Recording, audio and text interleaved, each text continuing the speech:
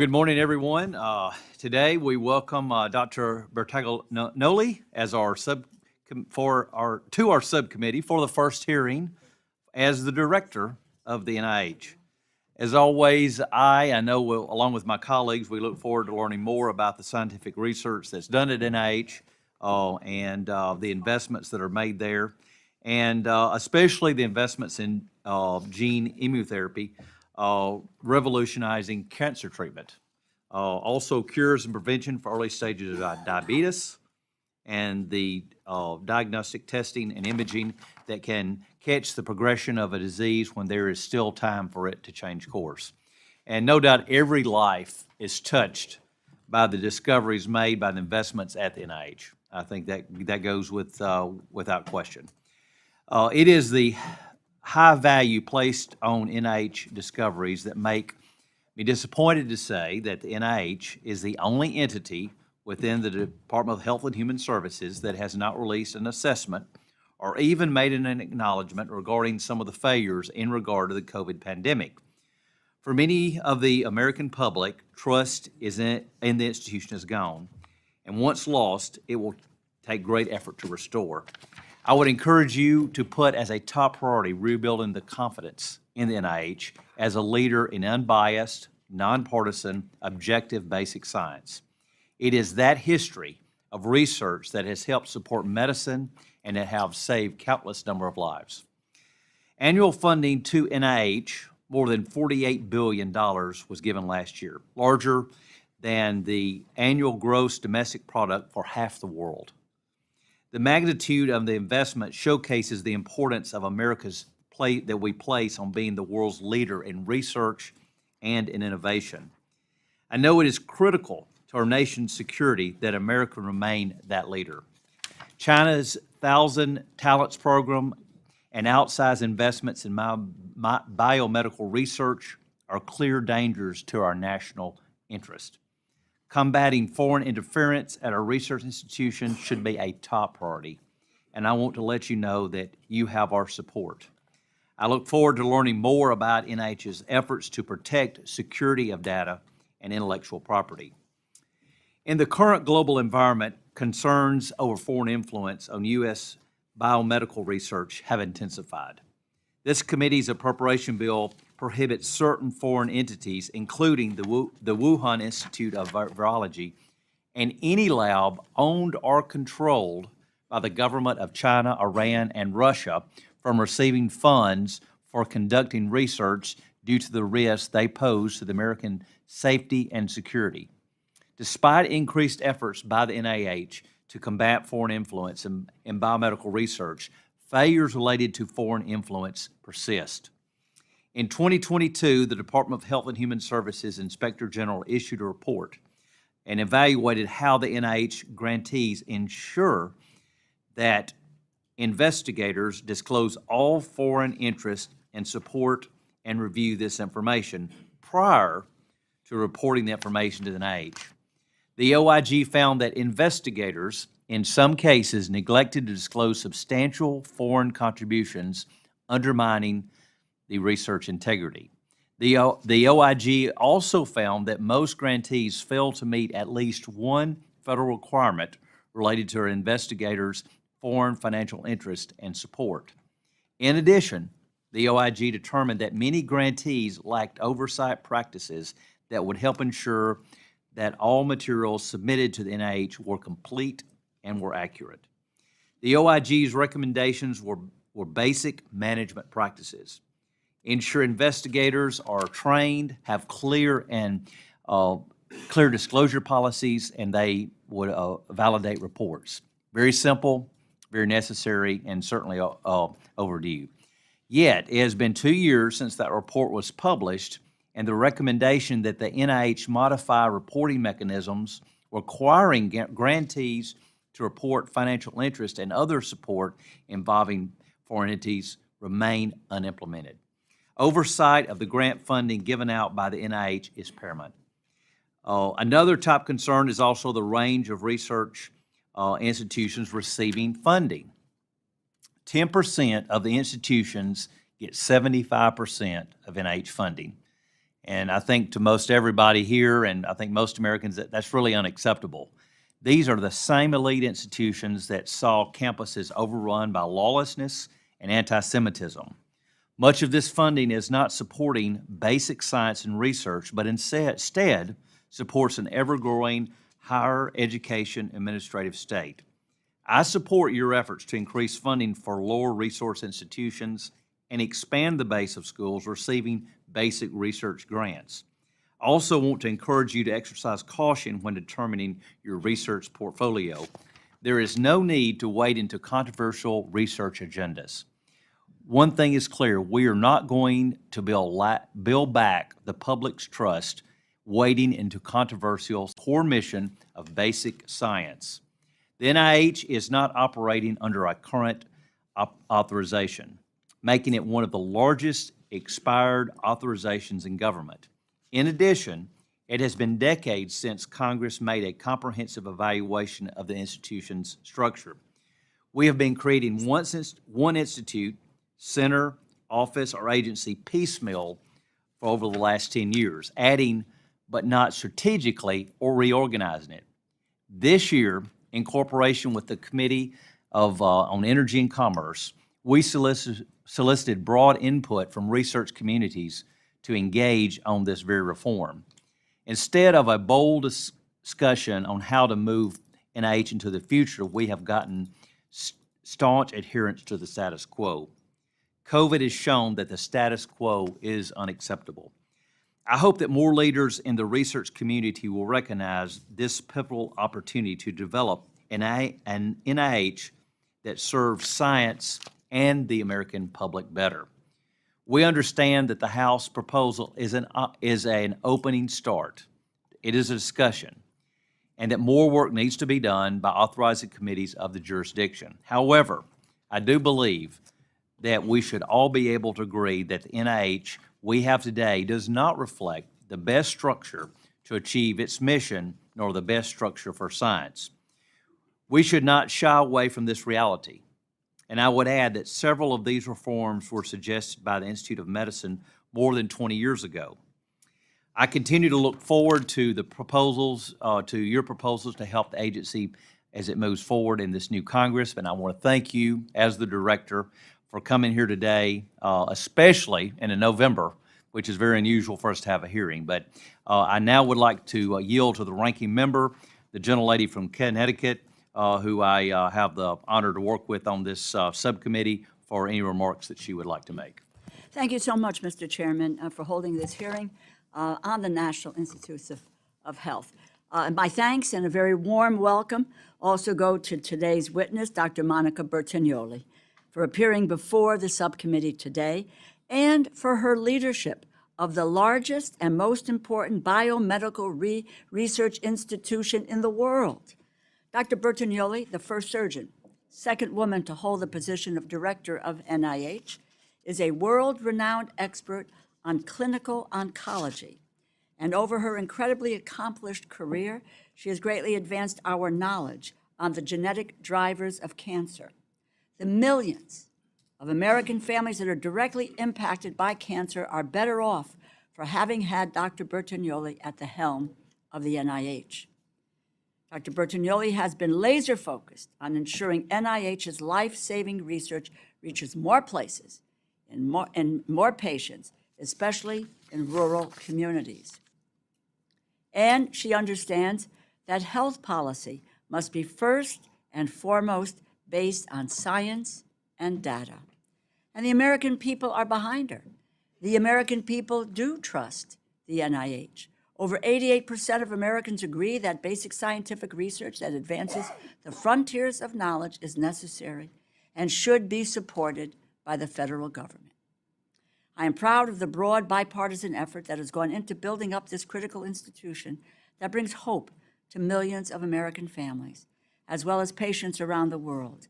From 2015 to 2023, on a bipartisan basis, the Appropriations Committee increased funding for NIH research by nearly 60%, from $30 billion in 2015 to $47.5 billion in 2023. For 2024, Congress passed another bipartisan bill to fund the NIH, supporting research into cures and treatments for cancer, Alzheimer's disease, ALS, mental health, maternal mortality, and protecting funding for so many other areas of life-saving research. We are a month and a half after the end of the fiscal year without a final labor, health, human services, education bill that can become law. This committee and this Congress should be focused on finishing appropriations bills before the end of this year. Some of my colleagues want to delay our work until well into next year by passing yet another continuing resolution. America is demanding change. They want border security, public safety, help with extreme weather and natural disasters. Those are addressed by government funding bills, and continuing resolutions delay government getting to work. Forcing agencies to operate from continuing resolution to continuing resolution without consistent, predictable resources hurts the American people and worsens the issues we examine with each hearing. At a time when we must be able to quickly respond to crises at home and abroad, delay is irresponsible, dangerous, and a waste of taxpayer dollars.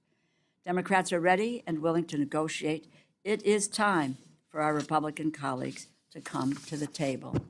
The president's budget also requests $7.8 billion for the National Cancer Institute, an increase of $615 million. As a survivor of ovarian cancer, I know I am here today by the grace of God and because of biomedical research.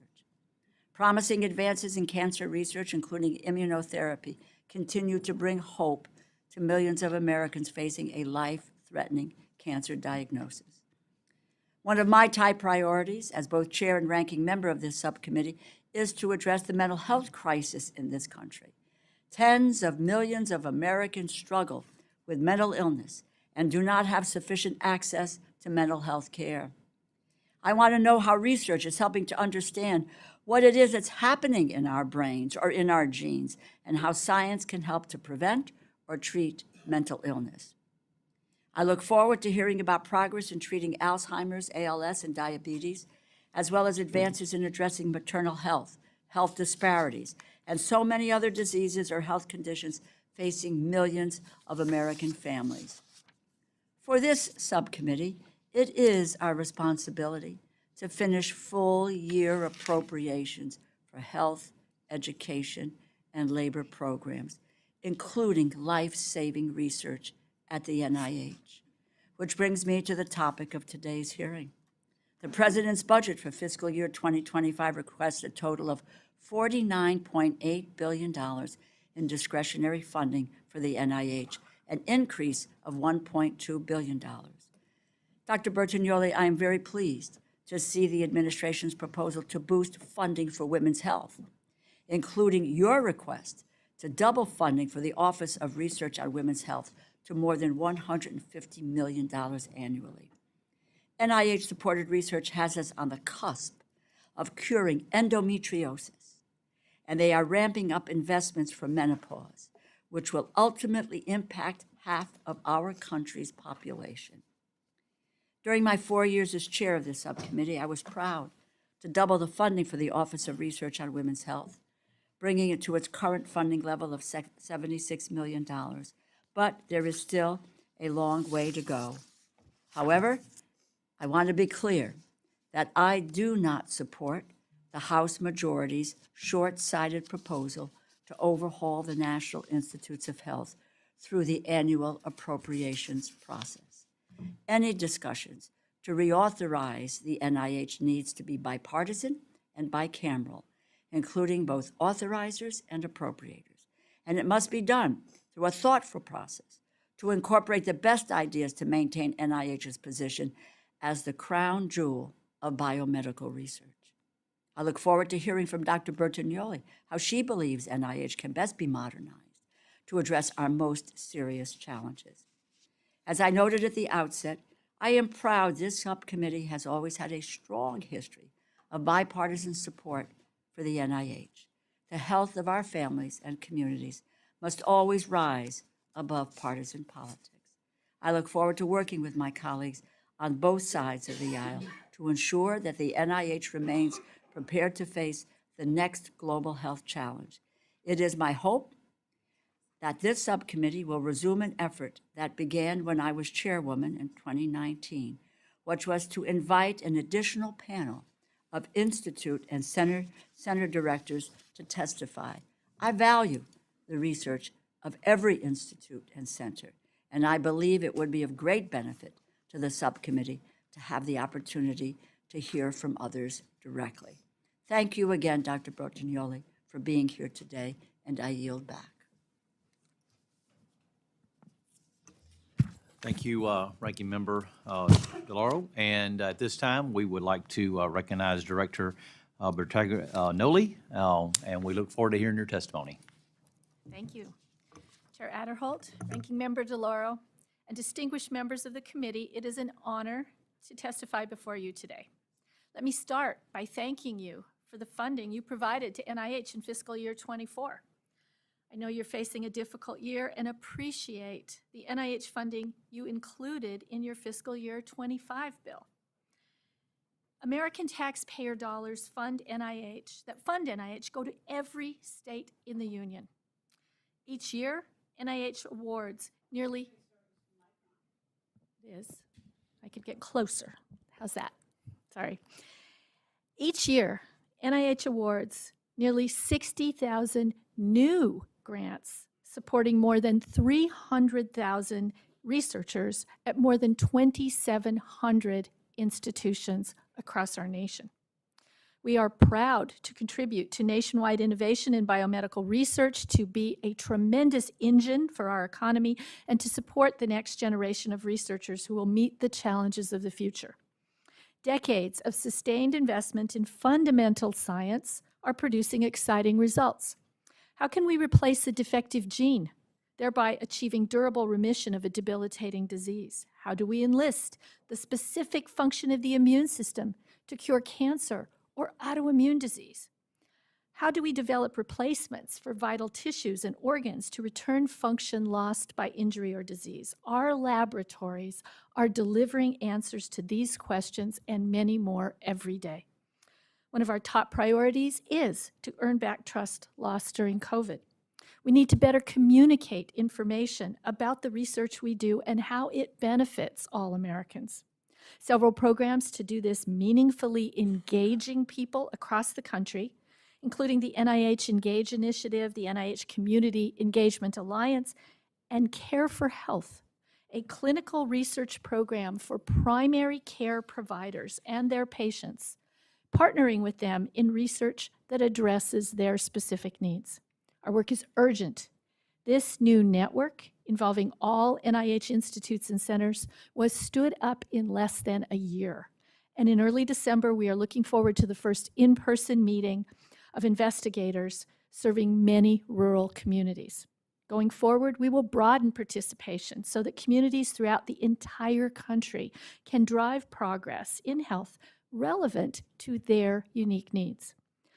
This nationwide partnership with the people we serve will go a very long way toward earning trust. NIH cannot meet its goals without integrating all that we learn from our laboratories, our clinics, and our communities. What makes this possible are data. We have data arising from a nationwide healthcare system linked through electronic health records. Researchers receiving the more than 60,000 brand new grants each year must make their data available for sharing with the broadest possible research community. That is a lot of data. And artificial intelligence has dramatically changed the way we think about its potential value. We must expand the National Library of Medicine to fully engage our partners, both within and outside of government, to advance data use, data analytics, and data science. We must put our data to work as the possibilities for discovery and health improvement are tremendous. We have so much important work to do. Families across the country are facing high rates of maternal mortality, struggling to care for those suffering from Alzheimer's disease and losing loved ones to substance use disorders. The 2025 President's budget represents support to address these critical needs, as well as many other important programs that I suspect we will discuss today. We know that we are not perfect. No agency ever is. We must continually to seek better ways to deliver what people need. We look forward to working with our newly reconstituted Scientific Management Review Board and with all of you to drive needed operational and administrative advances. NIH-supported discoveries have benefited all of us, and we are poised to do so much more. Your continued support of our mission to help all people live longer and healthier lives is crucial. Thank you for the opportunity to appear before you today. I look forward to answering your questions. Thank you, Director, and we will start the questioning. We will have 5-minute rounds as usual, and I will begin, as I mentioned in my opening remarks, in coordination with the House Committee on Energy and Commerce. We've worked with, this subcommittee's worked in proposing or reorganizing the NIH's 27 institutes and centers. Each of the institutes would be reorganized with its own administrative function into 15 institutions. We all want the NIH to remain the world leader in biomedical research, and the agency must be able to adapt to changes in science and new health concerns. And I hope we can all agree that it's important to periodically evaluate organizations as large and as important as the NIH. Former NIH directors have noted that agency's sprawling structure can undermine its effectiveness.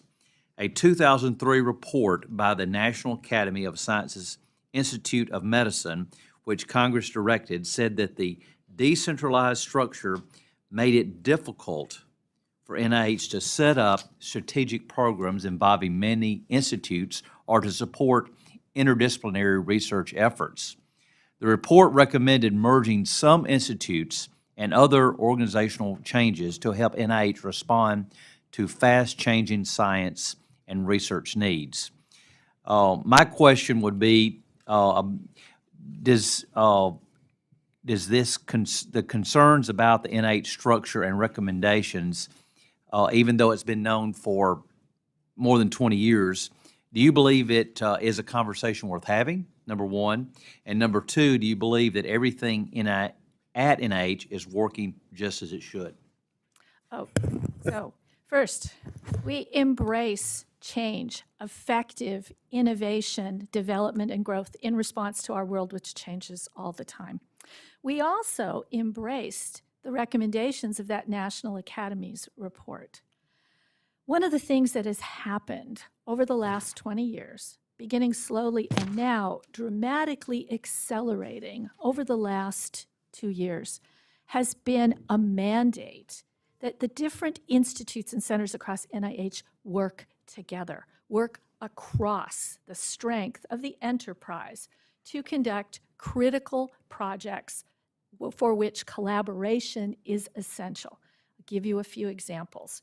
The Pain Research Center, across about 12 different institutes and centers. The Adolescent Brain Cognitive Development Program, Diabetes Prevention Program and Outcome Studies, the Brain Initiative, helping to end addiction long-term, the Improve the Initiative for Maternal Health. All these are just a few of many, many examples where 10, 18, 20, sometimes all institutes and centers are working together. And I believe that that is incredible progress and goes a long way toward delivering what we need and meeting the needs, the very valid recommendations of the previous reports. The last thing I will say, and I've been public about this, my concern, really my main concern over collapsing our institutes and centers is what we have had each of those entities be, is the touchstone for the community out there that cares about particular diseases. We have to earn people's trust, and we have to be visible representations of certain disease groups and constituencies. So, for example, the people who are worried about Alzheimer's disease, even though it's across all of H Project, know to think about the National Institute of Neurologic Diseases and Strokes and the National Institute of Aging. That's their touchstone. Finally, let me just say that I would be more than happy to work with you on needed reforms. I've seen things in the recommendations that I think, number one, we're already starting to adopt. They're great ideas, and many other things that we can work on together. Thank you. I've got 30 seconds, so I'm going to go ahead and defer to my ranking member. Thank you very much, Mr. Chairman, and thank you for your response to that effort, because I think it is what I said in my opening comments. We need to hear from you on where you think it is in collaboration with others who are interested in making reform. I'm pleased to see that the recent $200 million in investment for interdisciplinary women's health research across the NIH. I came to the Congress, as you know, on wanting to work on health issues because of my own experience. And NIH has made progress on investing in women's health research, but as usual, there's always more work to get done. What strategies can be undertaken to increase the inclusion of women in research studies and the inclusion of both sexes in all preclinical studies? Where do we need breakthroughs in women's health? Where should we be targeting our resources to improve women's health?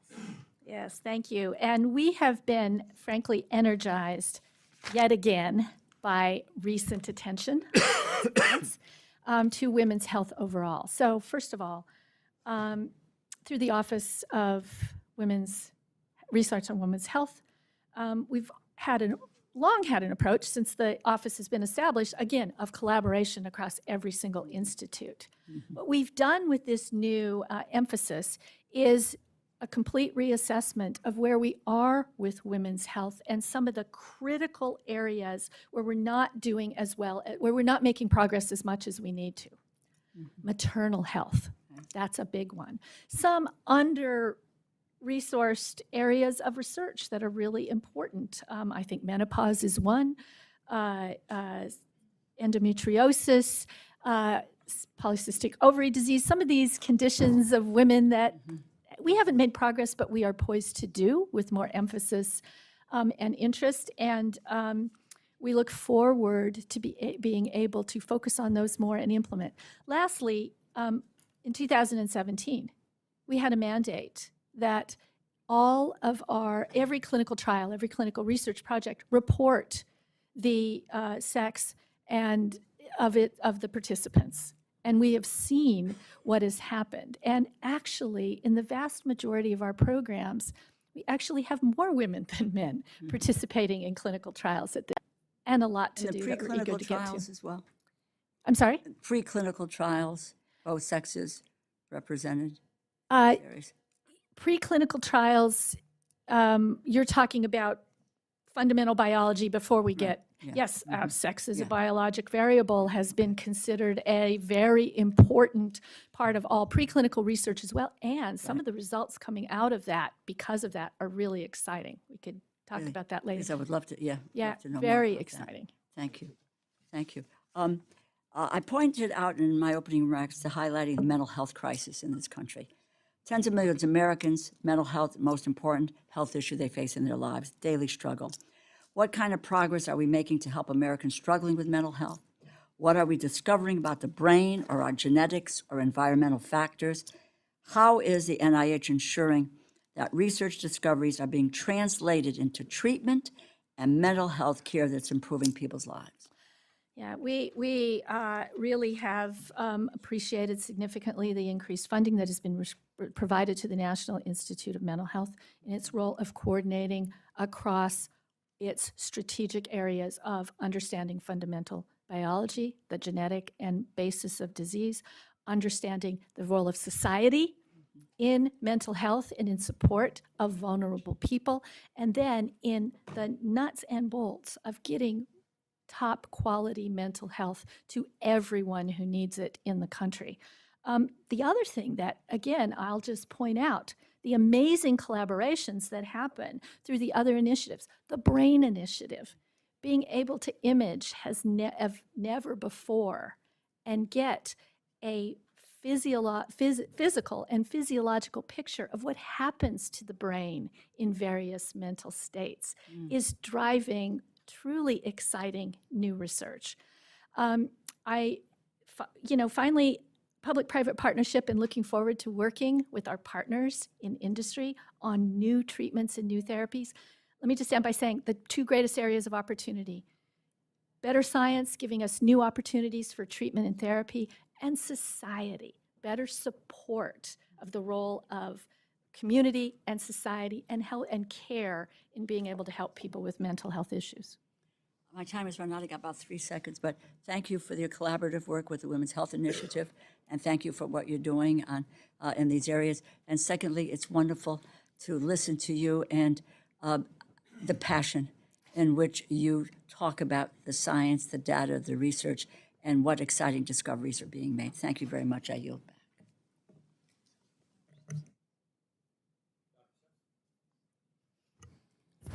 Thank you, Chairman. And of course, Rosa, she's great because she's from Wyoming. But she's also Italian. Doubly great. It's a twofer. Yeah, twofer. Thanks for being here, Doc. I appreciate you coming before the committee. A couple of quick questions. I don't know if the answers will be quick, but oral disease impacts nearly 3.5 billion people worldwide, ranging from disabilities for millions of Americans. Global oral health disease costs more than $710 billion annually, with the U.S. dental expenditures rising to $162 billion. These financial and health burdens show that researching oral diseases is a pressing public health priority. The National Institutes of Dental and Craniofacial Research, NIDCR, plays a pivotal role in advancing the health of millions of Americans by spearheading innovative research into oral, dental, and craniofacial health. How does the NIDCR contribute to advancing oral health research and improving dental care outcomes, and what makes its work so impactful in the broader field of healthcare? And are there emerging fields that the Institute is particularly focused on?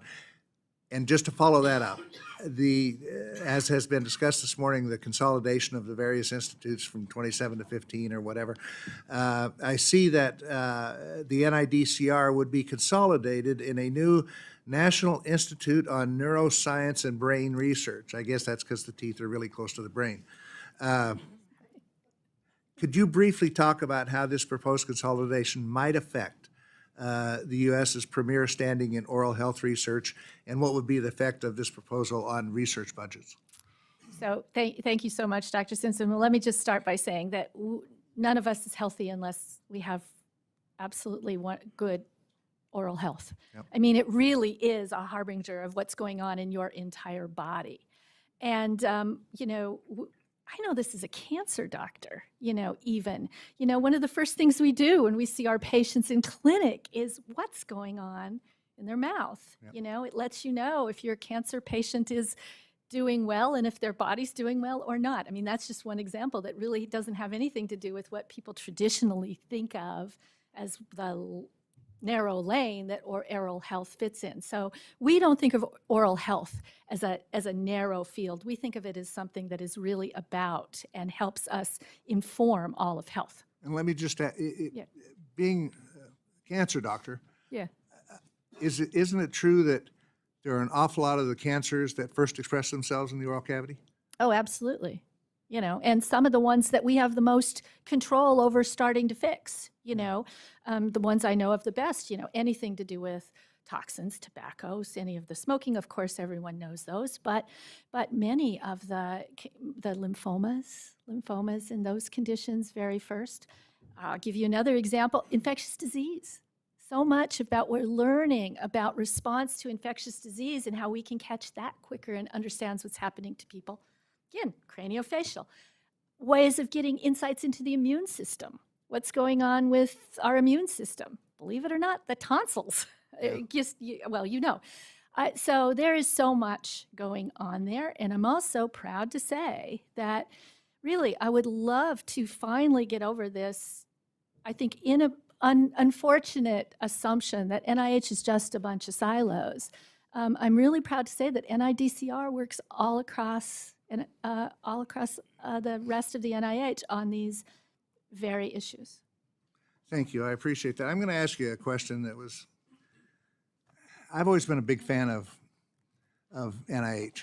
In fact, I think all of us on this committee have been a bipartisan effort to increase their funding and stuff. I spent the first 10 or 15 years I was in Congress, I spent probably more time out to NIH than I did anywhere else, just because it's fascinating, the research that they're doing out there. Haven't been out there for a number of years, need to get back. But I think you had a fantastic reputation among the American people. As I'm sure you're aware, that's been damaged for right or wrong, doesn't really matter. Fact is we've got to get that credibility of the NIH back. What do you plan on doing to do that? Do you have a speakers bureau?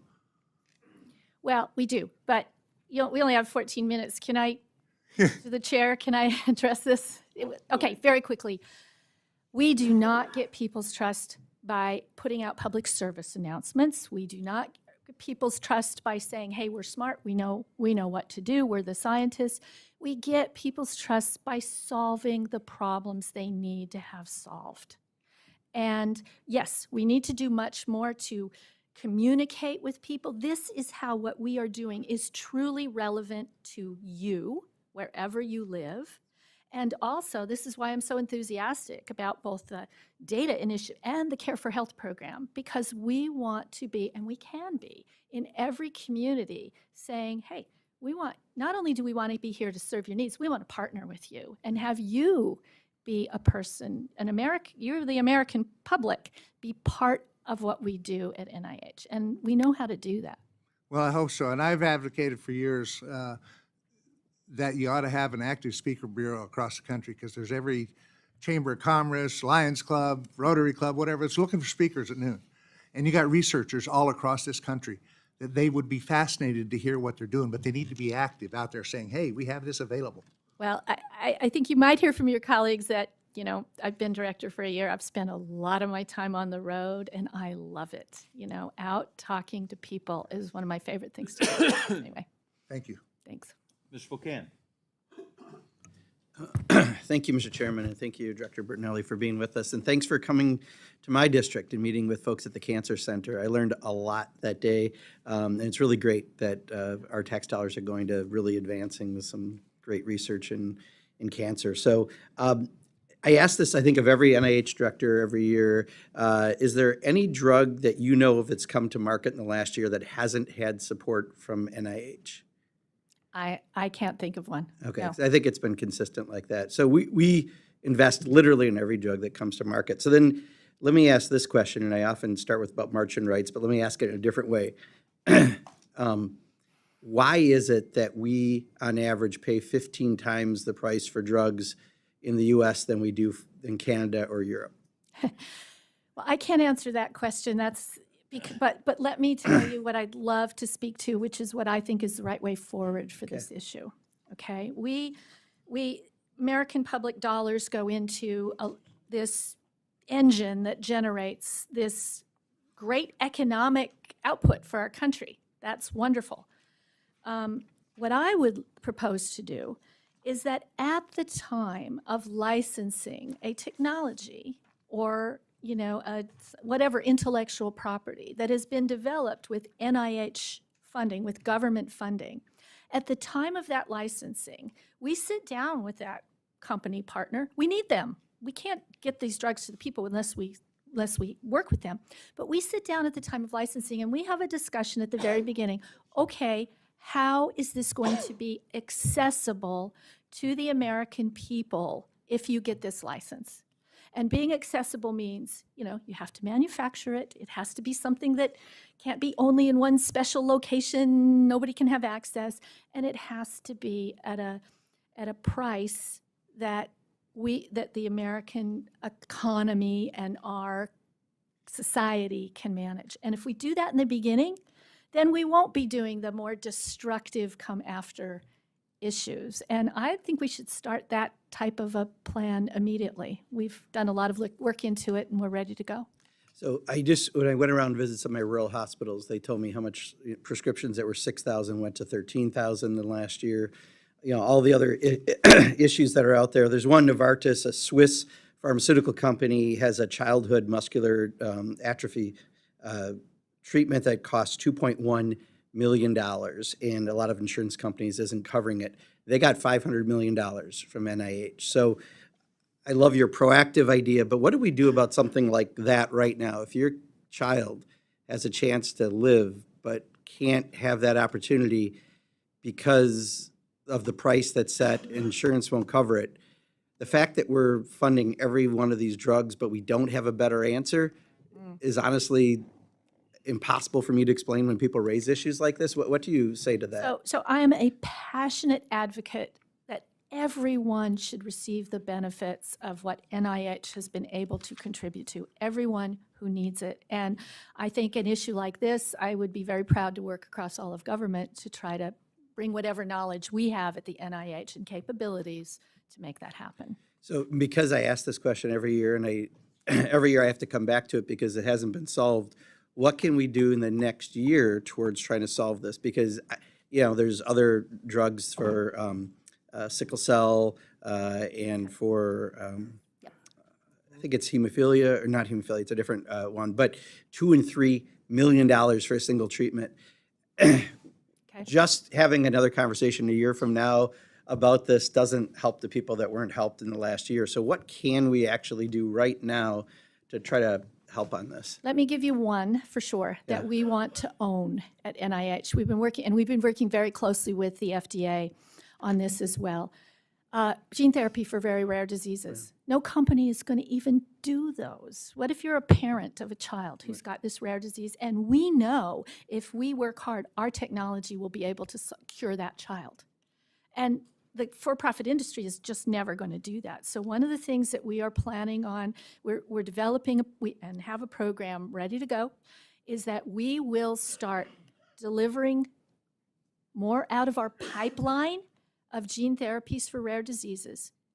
We will manufacture and test them within the clinical center at NIH, and then when they are ready for marketing and production, at that point, after everything is completely de-risked, we will hand them over to the for-profit sector with the absolute requirements that the people who need them are able to access them. So what we've done is we've taken all the risk out of the development, so the companies can't say it needs to be $3 million because we had all this risk development. Well, we'll do it in a streamlined fashion, get it to where it's ready to be manufactured, and then hand it over with very strict terms that it has to be delivered to these people who need it. Great. Well, I look forward to continuing to have more discussion, but I'll yield back, Mr. Chair. Dr. Harris. Thank you very much, and thank you, Doctor, for visiting with us today and for visiting with me after your appointment to the NIH directorship. I know it's, we brag on the fact that we've, raised the budget, but I hope everyone will agree that America's getting sicker, not healthier. Whether you look at mental health, physical health, life expectancy, maternal mortality, fact of the matter is whatever we're doing, it's just not working. And there's a reason why, Mr. Kennedy and Mr. Musk are going to have a say in this, because I think they realize that we have to make America healthy again, and we have to do it efficiently. So I'm going to ask you a couple of things along those lines. First of all, we talked about indirect costs. Fact of the matter is, in my agriculture subcommittee, we limit indirect costs at 30%, yet at NIH it's functionally limitless, including large endowed universities who actually are subject to the excise tax we impose. I mean, these are large. These are, $500,000 endowment per student. We're still subsidizing their administrations, their overhead. So I would urge you to consider applying the same caps, which would allow, as we have in agriculture, which would allow us to actually fund far more research projects. And, the university's got to get a little bit of skin in the game, more skin in the game than they have. Let me talk about nutrition and prevention, because this is something I have spoken with Mr. Kennedy about. We have the attitude in America that Ozempic, I guess, is going to cure our nutrition problems. Yet we spend, in the SNAP program, for instance, $110 billion program, $10 billion on sugary sodas, and probably $5 to $10 billion on salty snacks. Yet when I had a hearing and we called over to the NIH to get someone from the Office of Nutrition Research to actually testify on this, we were told you don't have a scientist at NIH who specializes in studying diet-related diseases. Is that true? I mean, you list Alzheimer's as a major cost, but obesity, hypertension, diabetes, these are the drivers of huge costs to our Medicare program. Do you really not have a scientist at NIH who specializes in studying diet-related disease? Well, so I'm really glad that you brought up these issues, Dr. Harris, because you couldn't be more wrong. I mean, that perception could not possibly be more wrong. I mean, nutrition is fundamental to health. We all understand that. And I can't think of a single institute or center across NIH that doesn't in some way or form have research that touches on nutrition. You're missing my question. Okay. In the Office of Nutrition Research, we were told you don't have a scientist at NIH who specializes in studying diet-related disease. Is that true, or were we told that because NIH just didn't want to get involved in this argument over the SNAP program? You'll have to get back to me because obviously you don't know the answer. That's what we were told. I got to tell you, Mr. Kennedy will probably change that over at NIH. I believe that's incorrect, but yes, I will. Well, get back then to you'll have to explain to my office why we were told that you don't have one. Because given the huge cost of obesity, hypertension, diabetes, cancer, which you know as a cancer specialist is diet-related, how you do not have that at the NIH, I don't understand, but it might be why, despite a $50 billion budget request, we're actually sicker now than ever. I don't know. The issue of trust of NIH was brought up. Now, you recently received a letter from House Oversight regarding a $9.7 million NIH grant after Dr. Johanna Olson-Kenny, the medical director of the Center for Trans Youth Health and Development at Children's Hospital Los Angeles, told the New York Times that she plans to delay publication of her study, NIH-funded, because the multi-year study found that puberty blocker treatments for adolescents with gender dysphoria did not experience mental health improvements. Did you receive that letter? I did. Is it true that she's delaying publication of an NIH-funded study because I guess someone didn't like the outcome of the study?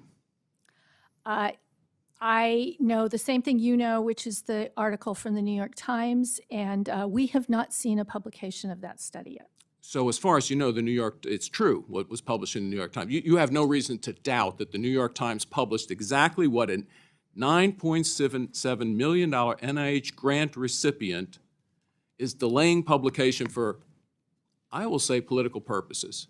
Well, Is the position of the NIH that that's acceptable so for an if you NIH will, grant I would really love to address this issue for you. First and foremost, NIH concentrates on science, not on politics. We actually have a mandate, an integrity mandate against political interference in our work. That is the law for us, and we abide by that completely. This particular issue, the particular issue of whether what our grantees publish or not, we absolutely encourage our grantees to publish. It's also probably the leading criteria for them ever to get any funding in the future. If they haven't published on what they did before, they're not going to get funded again.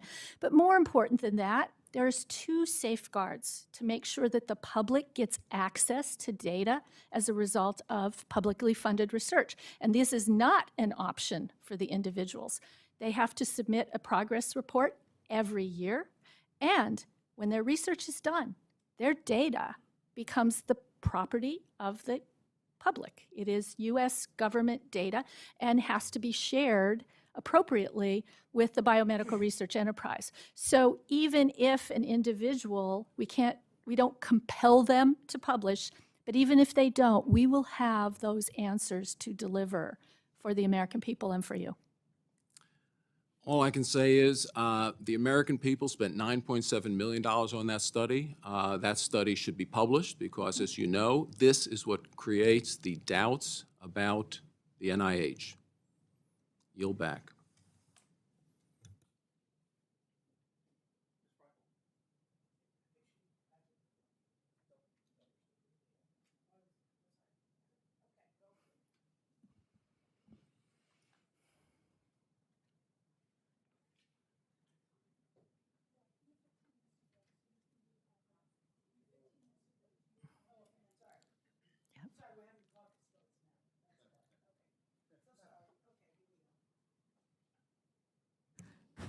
First of all, thank you so much for your good work and really for your attitude about progress. Very impressive.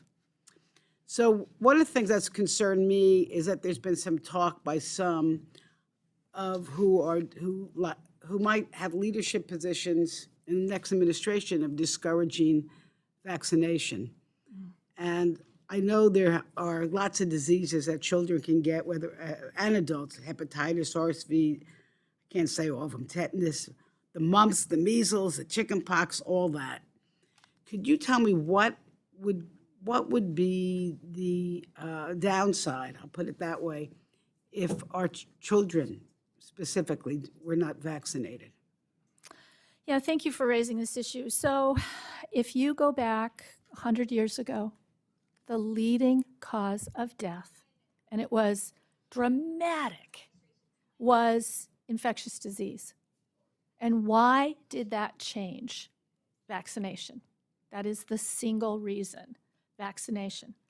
And it's been, even in my career, my lifetime, that I've also seen individuals who unfortunately were in the womb when their mother got rubella, terrible congenital malformations that happen. So it's not just the consequences even for the individual, it can be mother to child, and then finally, across society when we see the spread of infectious disease.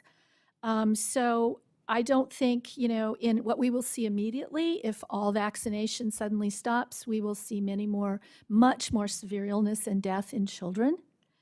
But then within, it doesn't take too long where you have mothers who haven't been vaccinated and might get rubella. Look at what has happened. Look at what the scourge we had with polio. I mean, and then I'll also remind you all, look around the world, because there are other places in the world that have this, that do not have widespread vaccination of their populations, and look at the tragedies that we see there. So I think it would be very disturbing. Yeah, well, I'll say thank you for giving me the answer. Sounds pretty alarming. So 90% of pregnant women take prescription medication. Only 5% medications include data on their impacts during pregnancy. And I'm going to get right to my question. There was some recommendations in the 21st Century Cures Act, which set up a task force on research on pregnant and lactating women. What is NIH doing about these recommendations and handling this issue? Yeah, this is a critically important issue, and total lack of data to help women and their providers understanding what is safe to take during pregnancy.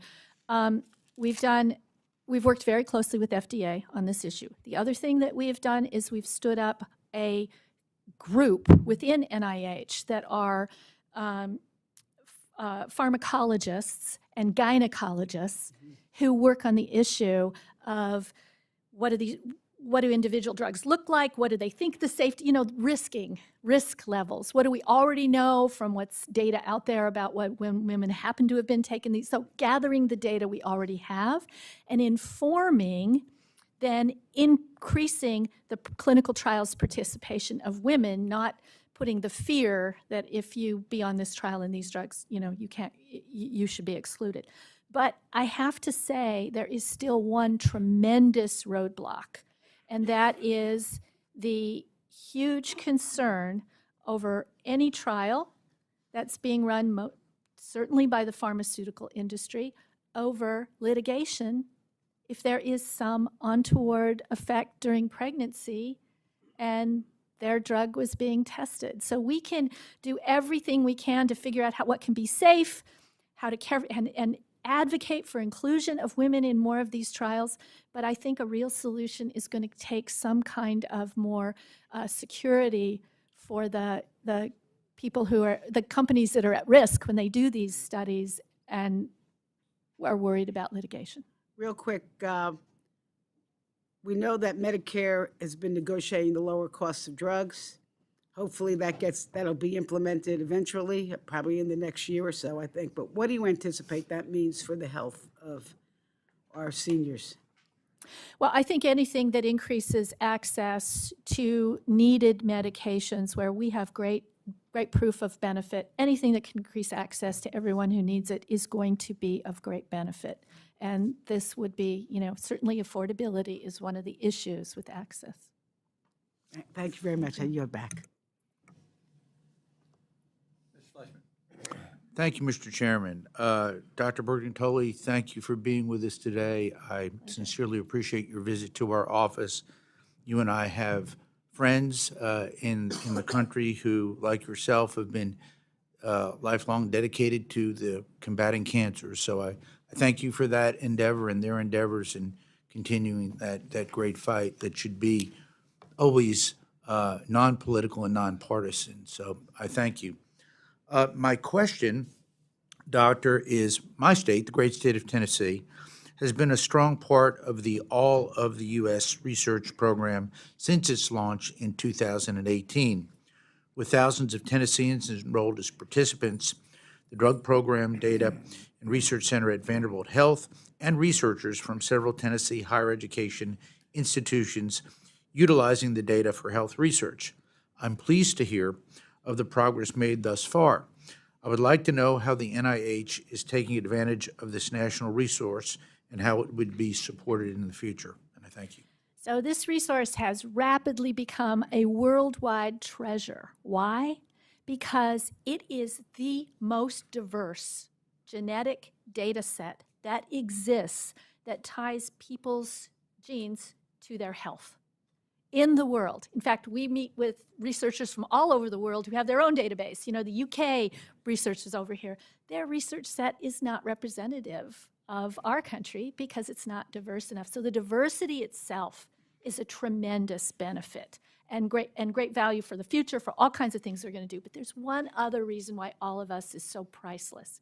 It is everywhere in this nation, and it is people from every persuasion, every walk of life, every race and ethnicity, every socioeconomic status, who've agreed to be a partner with NIH to do research.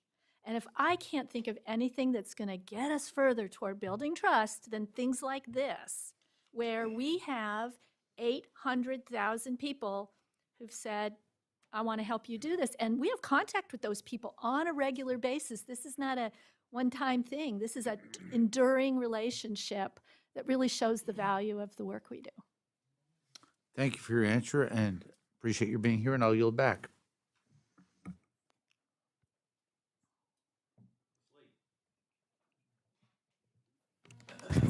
Thank you very much. I apologize for having to step out, but thank you again. And I will read your testimony, but I just want to say how much I associate myself with all the comments that have been made and the importance of your job, what you're doing, and NIH for the country and for the world, and specifically all of our constituents. And of course, there are many issues that I've been involved in over the years with NIH, which have been very important as it relates to the whole issue around racial and ethnic disparities. And so important. And I wanted to ask you a couple of questions about the sickle cell trait research, because it's very important, and NIH and very few had been focused on this because there's a lack of understanding of the environment and the genetic factors associated with the sickle cell trait. Now, a couple of things. One is it affects 1 in 12 Black Americans and 1 in 100 Hispanics in the United States. I introduced House Resolution 672, which calls for sickle cell trait research, evaluation, and public education and awareness. And a couple of things which I learned over the years and I still haven't been able to get NIH to move forward on. One is that when babies are born, there are sickle cell blood tests conducted to determine whether or not, especially if they're targeted, ethnic populations such as African American Black children. They're tested at birth, by the time they become of childbearing age, they don't know whether they have the trait or not. You have two people with the trait having a child, that it's 50% chance that that child might have the disease. And what in the world, why in the world is not a part of a battery of tests for people who are more susceptible to having the trait? I mean, and just on a personal note, I didn't know I had it. And someone said, well, you better check because, you know, if you have children, that child could have the disease.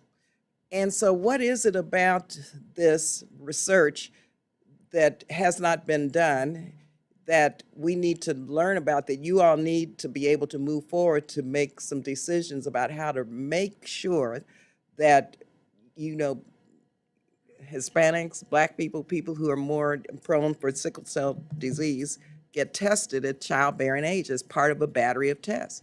Because who knows if they have the trait? You know, the parents don't even know. So I really appreciate this these insights, because it's a part of, you know, even a much bigger issue, right? What's our health? It's the genes we inherit, and it's the environment that we live in. It's our communities, it's our environment, it's our nutrition, it's all of these things. And what we need to do is to understand those relationships, being able to uncover when we know there is something that introduces risk in people, and being able to get, when we have that, those goods and services out to. But we already know that two people with the trait, the research has been done, two people with the trait have a 50% chance of having a child with the disease. We know that. Correct. So why don't we do something about it? I do think that I do agree with you that when we know we have a risk assessment like that, that then has implications for how people should be treated, then we need to work with the care delivery and public policy arena to make sure that our useful data is acted upon. But I guess what I'm trying to wrap my head around is why, you know, that won't NIH come forward and say, look, we need to make sure that in a battery of blood tests, that there's some, whatever strategies you use for labs and for physicians that make it a requirement, or at least ask people, do you want this? Because of the risk factors of having children with the disease. I just can't figure out why, because we don't need to start with the research. We know that. I think we can always do better on the implementation side of everything that we do, and I think you raise a very important issue that we could start, you know, considering. And I will say that this is one specific issue that's very important, but we have many more. Yeah, no, I understand, but this is really cost effective. We're trying to find a cure for sickle cell disease, and when you are able to prevent it, then you would think that we would be doing that as a priority. I will say, along with the other the other discussion we just had, that the All of Us program has wonderful return of results to all of its participants, and sickle trait is one of them. So we're proud of being able to do that in a research format, at least. Yeah. Again, it's part of the racial and ethnic disparities that need to be highlighted and prioritized, because it really affects Black people, people of color, and it's not been a big priority of you guys.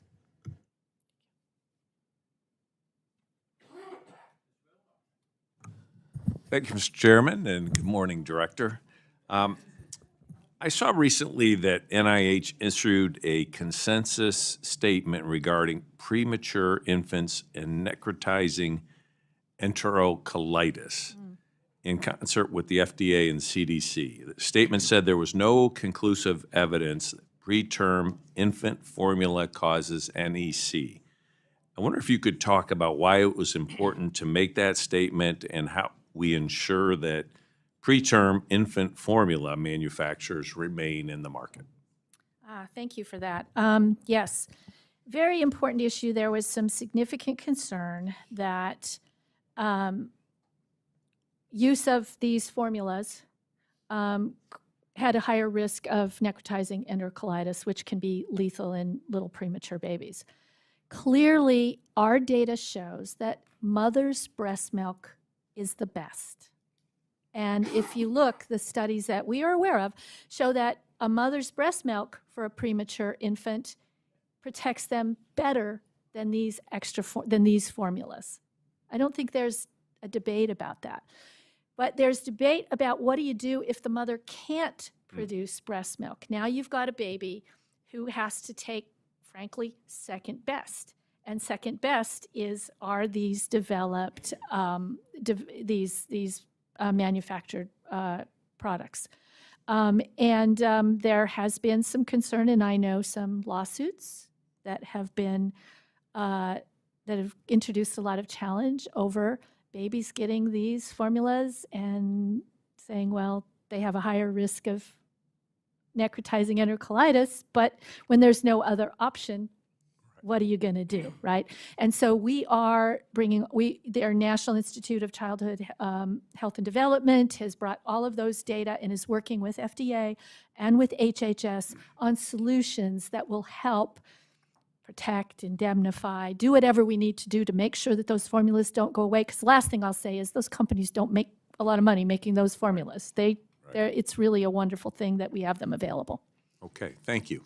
I also wanted to bring your attention, something that was brought to my attention from a Michigan family made me aware that a child suffered from FSGS, and I'm not even going to try and pronounce the name of the disease, but it's a rare kidney disease that damages kidney filters, allowing waste from blood to impede kidney function.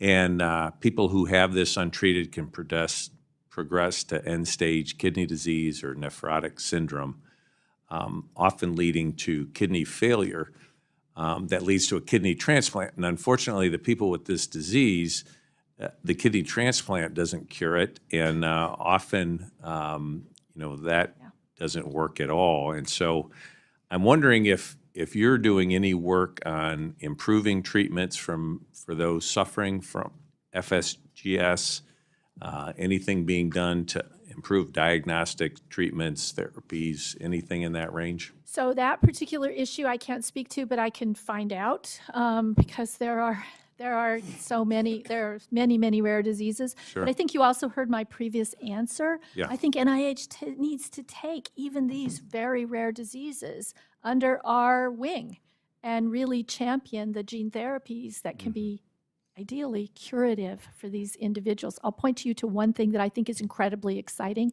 We have a researcher who is doing in utero gene therapies. Wouldn't that be wonderful if we could test a baby even before it's born, deliver a treatment, and eliminate suffering from things like this? And we really want to be a part of that. I was intrigued by what you were talking about, the biomedical research on rare diseases and the desire to, because there's risk involved and not a lot of profit involved for a business, that you're working towards developing these therapies, maybe even pilot plants or manufacturing, testing them. I think that's very encouraging to hear, and I would love to learn more how I can be supportive of that. Well, thank you. And I think I'm sending the message that we are responsible for everybody, and we really have to be here for what the private sector can't do. Leave to the private sector what they will do, absolutely, be their partners, totally, but if they're not going to do it, we can't abandon these patients and these families. Thank you very much, and I yield back.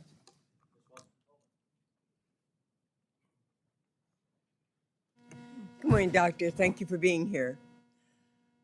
First of all, let me just say I'm a cancer survivor, and that was because I was detected early because of all the wonderful work that's been done in research. My parents both died of cancer, but I'm a survivor thus far, so I'm grateful for that. But I am concerned that other folks aren't as fortunate as I am. And so there's a couple of things that I've talked to the NIH about is access to clinical trials, particularly for African Americans, have been under-resourced, underrepresented. Wanted to know, what have you done? What are you all doing? What are you committed to increasing the diversity of those clinical trials? Also, the grants that are awarded for the research in our communities has been, in many instances, under-resourced and misunderstood in terms of its value. So another thing that I've talked to the NIH director about had been, how do we diversify the professionals who make a decision as to what grants are going to be awarded. And then my third area, since I want to get all my 3 questions out, but I do want you to answer them, has to do with cancer research and the fact that young people are dying of cancer earlier. And in particular, African Americans are experiencing, both men and women, colorectal cancer earlier. And because there's no screening for them, by the time they know about it, it's too late. What is it that your research is showing you that you all need to be doing, or we all need to be doing and supporting to change that situation? Yeah, well, certainly, thank you for that. Let me let you know that I'm also a cancer survivor, and the reason I am here and healthy and expect to live a full, long life is the work of the NIH, frankly. Wow. That's what did it. So I'm there with you, and I will tell you that so first of all, we have teams across all of NIH that can provide input into this problem, but we need a coordinated, dedicated approach to get our work everywhere it needs to be. And that is my big intention and hope for the Care for Health program. Like I said, it got started up in only 1 year. The goal is to do clinical trials research using primary care doctors in the primary, and this speaks to the early detection and the screening and the young people and why didn't we know? We got to get to their, by the time they're in an oncologist's office, it's way later than we want to be.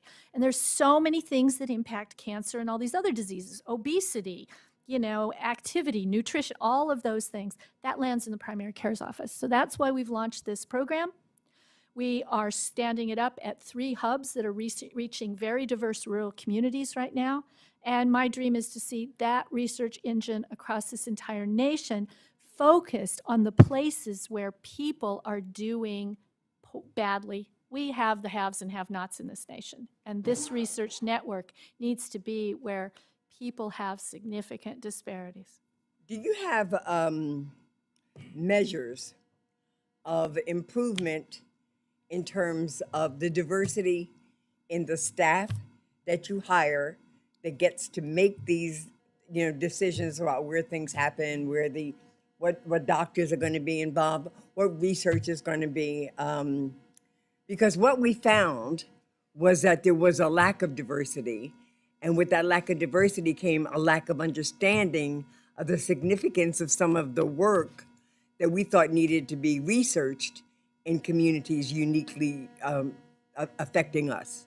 So I can tell you that our approach is that we go into these communities, which have great diversity in their population and in their communities to serve diverse people. And we go in and they become our partners. They become part of the decision-making process. Frankly, they tell us what research they find most meaningful and they want to do. So it is really, this new program is tailored to every community we come into. We can do this. We're all of NIH. We have 27 institutes and centers. So we can tailor what we do to whatever a community tells us their need with the people, the primary care community and the people, the supporting members, faith communities, you can think all kinds of public service organizations that are local and bring them into the process of developing the research. It's really, I think, exciting. And I'm so pleased to see our first investigator meeting in 2 weeks. Thank you, Doctor. I yield back. Thank you. Thank you, Chairman Adderholt, for holding this hearing today. Dr. Bertagnolli, our national debt just topped $36 trillion, and this committee has made the tough but necessary decision to propose historic reductions to NIH's budget, as we have done in other areas, to help get our fiscal house in order. We need to be as efficient as possible in all areas. And one area that your agency has a deeply concerning track record on is transparency and accountability. In July of 2021, the National Archives investigated the unauthorized disposition of HHS Secretariat records. And on July 10th of 2023, an investigation was opened regarding NIH officials using personal email accounts. Now, NARA's Inspector General is investigating similar issues within NIH. Are you familiar with this investigation? Yes, I am. Okay, great. Well, in this letter, it says that a senior scientific advisor used a personal email account in an apparent effort to evade the strictures of the Freedom of Information Act. Now, it also asks in paragraph 2, it says NARA requests that NIH investigate these allegations of unauthorized disposition of NIH email records, and it asks, please provide a comprehensive report within 30 days detailing NIH's findings. So my question to you is, have you responded to NARA? So I can unequivocally say that it is completely unacceptable to violate our laws and all the principles of NIH by inappropriate management of public records, which are crucial, and by the activities that you listed here, completely unacceptable.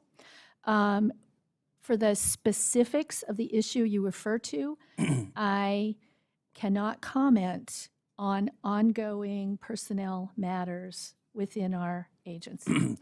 Ma'am, this is not necessarily a personnel matter. Congress is an investigative body. We are doing an investigation here, okay? So your response to us has nothing to do with an ongoing investigation of some personnel matter, all right? When I ask you a question, I need a response. So the question is, have you responded to the Office of the Chief Records Officer of the United States government regarding this breach of law? It asks for a response in 30 days. Have you responded or have you not? Because the investigation is still open. I mean, it is still open, and it's been, I mean, you've been the director now over a year. This letter was sent 4 months before you became the director. So this has been now a year and 4 months. We're talking about a different matter than I understand if it is something that has been around for a year and 4 months. It has been. This letter was dated July 10th, 2023. Okay, so I will have to, first of all, absolutely, we take our responsibilities to Congress for your right to receive our records and to make a timely response to your requests, but I will have to look into this matter. And get Okay, back to well, you. would you please respond to this committee with this information? Because this NARA investigation is still open. It's been a year and 4 months. You've been the director for a year. And we have no indication that there has been a response from NIH yet. I will look into this matter. Okay, thank you. Now, do I have your commitment that, that NIH, because of this issue, all right, now, has NIH implemented any sort of specific protocols to preserve documentation, which has been, or which in the past has been deleted, all right, to ensure that we have a seamless transition with the incoming Trump administration? Absolutely. We abide by all the legal requirements for retention and preservation of our public records. Okay, so I have your commitment that absolutely NIH will be complete and open with the incoming administration and will preserve all records. Absolutely. Okay, thank you very much. I yield back.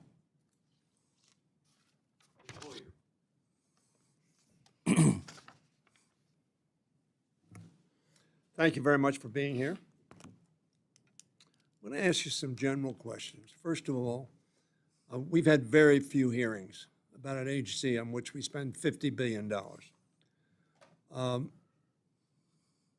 10 of the 27 institutes and organizations that you have account for about $40 billion, a little less than $40 billion of that. Cancer being the number one and IAID and others having similar numbers but lower than the Cancer Institute.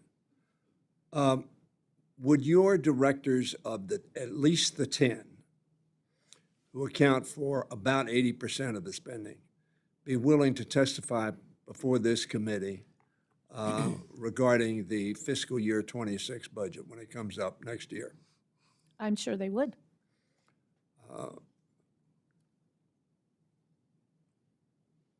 You have been, as I recall, the only witness that has appeared on behalf of NIH in the last fiscal year. Is that correct? Or the last calendar year? We had a Senate hearing where I was accompanied meant by to my the colleagues. House, though. No, to the House, I have been the only one, yes. So that we haven't heard from any of the other directors of the 80% of the spending that occurs. Mr. Chairman, I think that's an oversight responsibility that we have. And I would hope in the year to come, as we have in the past, that we would have much more extensive hearings and not at the last minute as this hearing is occurring now as we come close to ending the congressional term this year. Secondly, I want to have you talk a little more about Dr. Harris's conclusion that the health of Americans is worse. I talk in the context of the three leaders who served this House for 20 years, all in their 80s, and all doing pretty well, mainly because of the healthcare system that we have in this country. Mr. Natcher used to say, if you take care of the health of your people and the education of your children, you'll continue to live in the strongest and best country on earth. That's why we invested in NIH. We invest in national defense as well, of which I've been a supporter every year that I have been here. But we lost 1 million people to the pandemic. We lost 500,000 people to World War II. So that our investment in NIH is critical to the health and national security of our country. And I think, Mr. Chairman, frankly, it behooves this committee to have much more extensive hearings with respect to this expenditure of money and the critical impact it has on the health of our people. Lastly, because I'm sure I got 2 minutes. I've always been worried about the decline in the pay line of our extramural payments because it adversely affects incentives for young researchers to go into basic biomedical research, which is the central, critical, important point in long-term health. Mm-hmm. Would you discuss briefly or explain to me briefly where we are on pay lines in the various institutes? Yes, the institutes and centers range from, around 10 to 12 to a high of 20s or low 20s in their pay line. And what would be the optimal? Well, that's hard to say. All I can tell you is unequivocally, we leave brilliant work on the table every single year, and because of those lower pay lines. Let me interject. In the course of the service on this committee, and I went on this committee in January of '83, the pay lines have at times been in the 30s. Correct. With the scientific community judging that at least 3 out of 10 of the requests and applications are good science. Would you agree with that? Oh, absolutely. Yeah. Mr. Chairman, I would hope that we would have a hearing on that because what I'm concerned about is China, Japan, Korea, Europe is a more welcoming environment in some cases for our young researchers. And if we lose our young researchers over the long term, we're going to be very adversely affected in terms of the quality and extent of our research on health issues. Again, I would point out we lost 1 million people to the pandemic. We lost 500,000 people to World War II. We need to invest in stopping both of those. I disagree with Dr. Harris. Very frankly, I think some of the statistics that are present today are based upon our population and some of the changes that have occurred in our population And there is no doubt that we have a healthy community which has access to affordable quality health care, which knows what to do, how to keep itself well, and a population that does not have that information. And that has skewed, therefore, life expectancies and health incident reports. And we ought to look at that as a committee, I think, to see whether or not the overall statistic really bears resemblance to what is actually happening on the ground. I think, unfortunately, we have essentially 2, maybe 3, maybe 4, maybe 5 Americas in terms of access and quality of health care. And we need to look at that. Thank you. My time has expired. Thank you, Chairman. And thank you, Director Bertagnolli, for being here with us today and for coming to testify. I'm specifically interested today in hearing from you, Director, and how you have worked to increase engagement on women's health matters, as well as what has been done to include more Hispanic representation in studies, particularly in research dealing with Alzheimer's and cancer. And it was already asked in general terms on women's health, so feel free to touch on that if you want to, but because it's already been covered, I'm going to jump right into the second part here of what I mentioned. Thinking specifically about cancer, the University of Arizona is a Hispanic serving institution, proudly hosts a comprehensive cancer center, where currently research is being done to understand how cancer, like breast cancer, lung cancer, or ovarian cancer, are specifically impacting Hispanic communities. What is the NIH doing to support these endeavors, and what does the NIH need to ensure recruitment and retention of women, especially from those underrepresented groups, into clinical research? So yes, thank you. You hit such a core topic and principle for me. You know, biomedical research has to include everyone, and it matters. Okay, we're the genes we inherit, but we're also our society, our environment, where we live, what we eat, our culture has profound influences on health. So including diverse cultures, like I know the Hispanic community is how many different diverse cultures, right? It's certainly not a monolith either. This is why I don't think we can really do our job unless we bring our research inclusively to really every community in the nation. This sounds like something that couldn't be done. It absolutely can be done in a very positive way. I'll say it again, we have a plan to do this with the Care for Health program. And the last thing I will say in there is I fully expect that not only will this program give us the data we need that says this is how a Hispanic community in Arizona is different than a community in northern Montana in respect to what we need to do for health. It will also, in those parts of the United States that really have poorer health and poorer health care, raise the quality of their health and their health care because we are in there doing research. If lots of I'm research saying that. definitely focusing, hoping on that as well. When it comes down to finding those, getting those findings, and regarding the efforts you're already working on, what timeline around that are you looking at? When can we get some of this information? Well, 'Cause I've asked Secretary Becerra about this as well, and I get a positive response and an openness and optimistic engagement, but I don't know if I've seen actual progress or data on this. Well, as I said, we stood up this new community research enterprise in 1 year. We're having our first investigator meeting in 2 weeks to launch the studies. And we're launching studies that that are already ongoing, that these communities will participate in, just to really supercharge it, to get it running and start getting results immediately. And those studies will be about what the communities need: pain, nutrition, substance abuse, maternal health, all the core issues that those communities need. Okay, let's jump into something that also impacts the group that I'm talking about here directly, switching to Alzheimer's. I've been learning a lot about this disease. I've been working very closely with my community in Southern Arizona on this. I've jumped with both feet in on helping here and doing something about this. My neighbor was recently impacted by this, my neighbor's wife. So it impacts, once you really start paying attention, it's out there way more than I think most realize until you start really looking into it.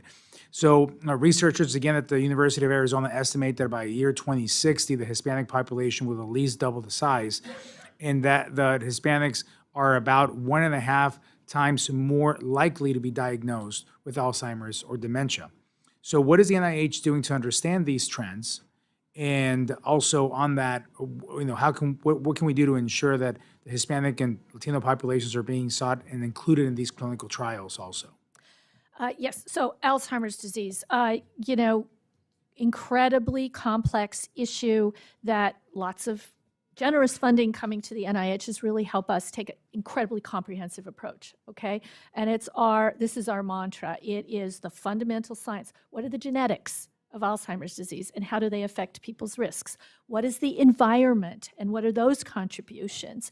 And critically, and use those tools to develop new treatments, but not ignoring the role of prevention, right? You can't start managing Alzheimer's disease when somebody is 55, 65, and they're already exhibiting symptoms. We have to be able to detect it so much earlier and to intervene with people at risk far before to prevent them or at least ameliorate the symptoms that they have, keep them healthy and thinking and with us as long as possible. So there are efforts across that whole spectrum. And I will say, I also have an iron fast commitment that anything we do in the development of these new therapies will get to every single community. Thank you. And thank you for that answer. Out of time, Chairman? Thank you. Thank you, Mr. Chair. Thank you, Director Bertagnolli, for being with us today. According to the Department of Health and Human Service Office of the Inspector General, about 80% of NIH funding goes to support research grants, including grants to foreign organizations. In 2002, NIH awarded approximately $257 million in funding to 224 foreign grant recipients. As I'm sure you're aware, a report released by the Office of the Inspector General last December found that the vast majority of foreign grant recipients failed to complete and submit even the required annual audit reports, making it impossible for the NIH to effectively monitor these foreign grant recipients. The report found the NIH did not receive 81 of the 109 annual audit reports for foreign grant recipients, and for 7 of the 10 audit reports that required follow-up actions, the NIH did not follow up. What policies or procedures have been changed since the release of this report? This is an Appropriations Committee. I think we have responsibility to the American taxpayer to demand accountability for the money that NIH administers. Oh, absolutely. And my response is we've been working very closely with with the results of the Office of the Inspector General audit to strengthen our oversight. We have taken measures for those who are in noncompliance to penalties for noncompliance, which means withdrawal of their ability to receive funding from the U.S. government, and we'll continue to take this very seriously. We expect our foreign grantees to comply just as rigorously as do our domestic ones. And so thank you for the response, as generic as it might be. I'd certainly intend to follow up and ask for more specifics if you'd be able to share those. We would be happy to provide it. And given these recent challenges and the fact that funding recipients include foreign governments with their own strategic interest, are applications for research grant support from foreign organizations treated the same as applications from domestic organizations, or are additional oversight and transparency measures put in place? There are investigation and oversight that have to do with the ability of of any grantee, but this particularly applies to foreign grantees, to have the policies and procedures in place that would allow them to fully comply with all our laws, rules, and regulations. So any organization, whether domestic or international, has to have federal assurances that say, if you're going to get this money, you have to follow all the rules. And those same stringent requirements apply to foreign grantees. So the same standards apply. Wouldn't you agree that a foreign entity should be held to a different standard than one domestic? I'm not sure, so I think that our policies should be equally stringent no matter where our federal money is spent. And that is the approach that we take. I can tell you that I believe that money that we send abroad should be scrutinized in a far, far different way. Next question, and as I'm sure you're aware, rural populations are historically underrepresented in clinical research and often experience poorer health outcomes. North Carolina has one of the largest rural populations in the nation, and my district has some of the most rural counties in the state. Given this context, how does the proposed budget ensure that rural populations are incorporated into the research? So the proposed budget includes funding for the Care for Health program, which is focused entirely on rural populations and making sure that the entire breadth of all 27 institutes and centers of NIH have an infrastructure and can bring their research to rural populations. And we're very excited to get that started immediately.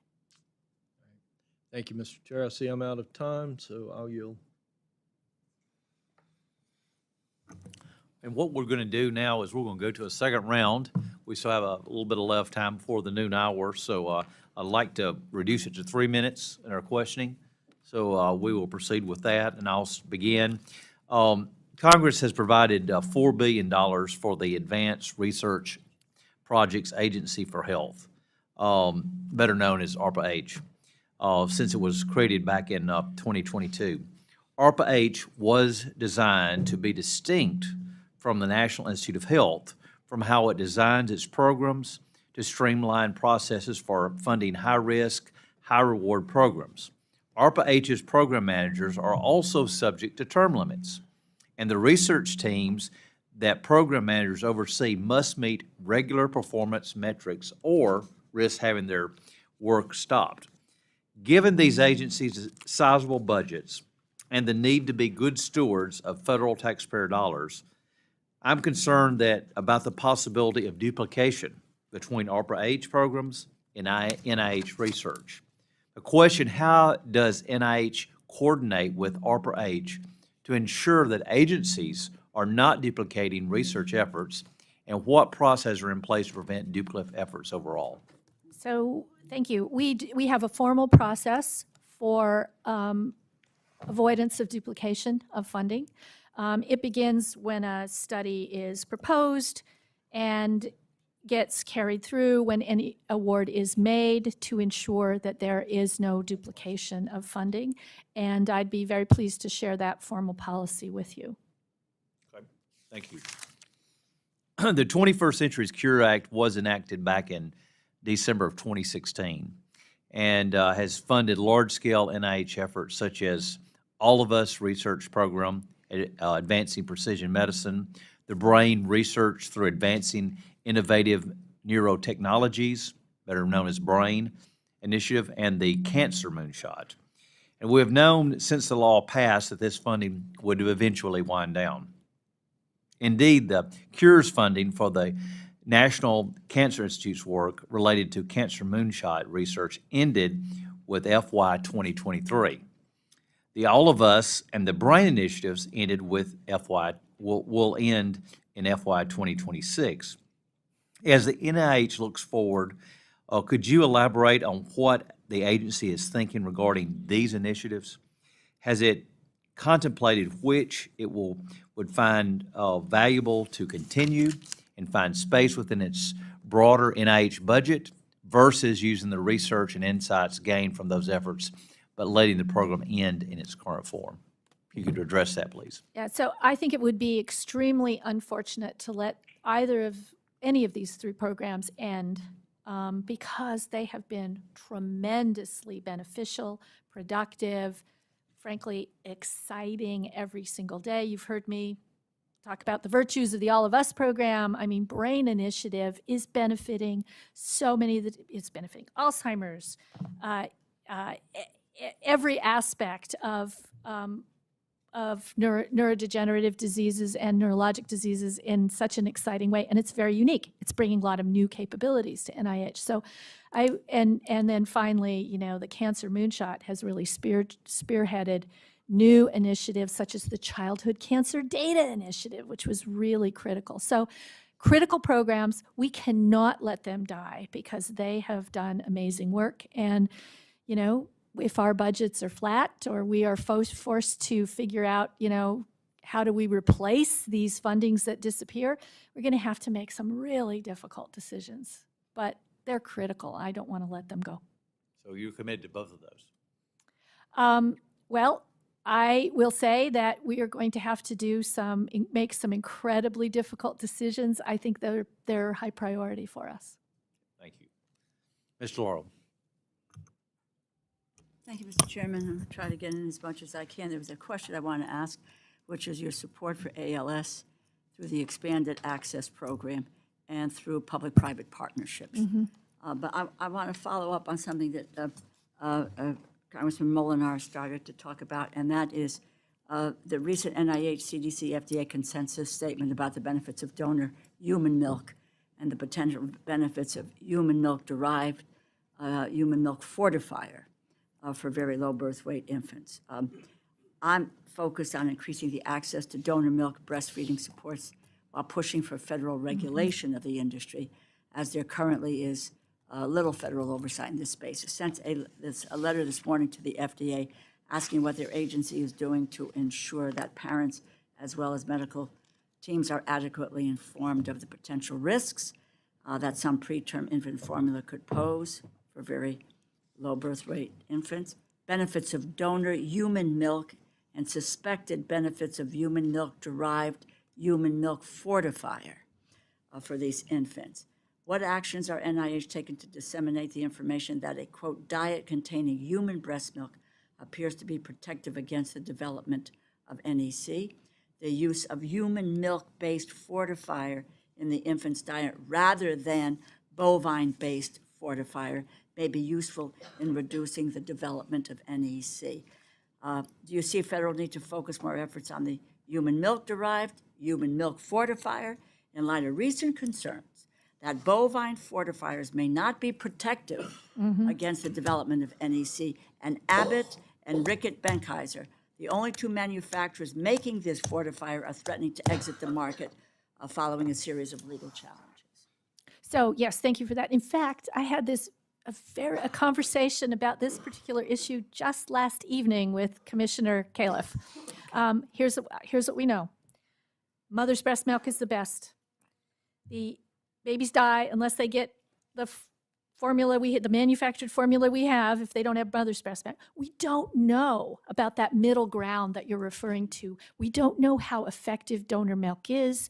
You know, there's lots of storage issues, lots of issues, and then also better formulations. And so that is an area that deserves much, much more research as quickly as we can. On the human milk and fortified versus bovine, right? Which appears to be. I'm not a scientist, but I would welcome the view that this has more of an opportunity to create an NEC. Bottom line, we need more research there in that intermediate. So I would love to continue that conversation. I have 9 seconds left, Mr. Chairman. ALS, Expanded Access Program. Yes, tremendous work going on with the Accelerated Medicines Partnership together with the Foundation for the NIH. That gets us with our with our pharmaceutical partners and gets us a relationship, gets us working on research together, gets us developing new drugs. And we are also committed to work on expanded access for this population. Look forward to working with you on Yep. that. Bertagnolli. Thank you, Mr. Chairman. Dr. Simpson. Thank you, Mr. Chairman. Again, thanks for being here today. Let me ask you just kind of a question that was spurred by Dr. Harris and by Mr. Hoyer about health outcomes and stuff. I was told when I was having a conversation with Dr. Collins when he was head of the NIH that what we've become good at is finding treatments for diseases. We're not nearly as good at finding cures. So consequently, we have a lot of people who years ago would have died off that are still in our society. I should have died 50 years ago the way I've behaved. But it's, I've had both my knees and my hip replaced, my neck had surgery, and every time I complain, my wife says, shut up. She said, 50 years ago, they'd have just taken you out in the corral and put you down. So we're having more people live longer with diseases that we've been able to treat, but not necessarily cure. What does that do to the statistics of whether we are a healthier society or a less healthy society? Oh, there is no question that we look at aging and our goal of healthy aging as and how that goes together with longevity. Okay, quickly, our life expectancy. Why is our life expectancy going down as a country? It's not because older people are not getting older. It's because younger people are dying before they have a chance to get old. That is really tragic. And, there's a lot of National Academy of Science did a really nice report about this just, about 4 years ago, showing it's the diseases of despair, it's substance abuse, it is poor nutrition, diabetes, untreated hypertension in some populations, frankly, kind of in the middle of the country, in many places, rural communities that have been left out. So that is the life expectancy issue. Now, you've added another layer, which is how do we keep people as they get older healthy and active and thriving? And I think it's not just about cures. It's about making, obviously, prevention. First and foremost, prevention needs so much more attention. But then also, when we do get the understandable natural processes of aging, being able to develop more affordable, accessible, straightforward approaches to keeping people healthy and active a long time. I could talk about specifics of what they are, but we don't have time, and I'll happy to do it later. I think this issue is the biggest one facing our country in the future. Because what it's going to cost for older people to stay, and the days when kids or parents raised their kids and then the kids took care of their parents, those are kind of gone. And trying to find care for those senior citizens is going to be a huge issue in this country in coming years, if it isn't already. Thank you. Ms. Lee. Thank you very much. A couple of things. Let me just follow up on the issue of sickle cell trait and just ask a question you may need to get back to me on. This committee years ago helped me move forward to look at the A1C test as it relates to those individuals with the sickle cell trait. We learned, and NIH had the research, but it never had been made public, that if an individual has the sickle cell trait, the A1C test that is used for diabetes could give a false positive. And I knew one physician, for example, who was treating an African-American patient for diabetes when really they didn't have it because they had the sickle cell trait, didn't know they even had the sickle, didn't even know should ask.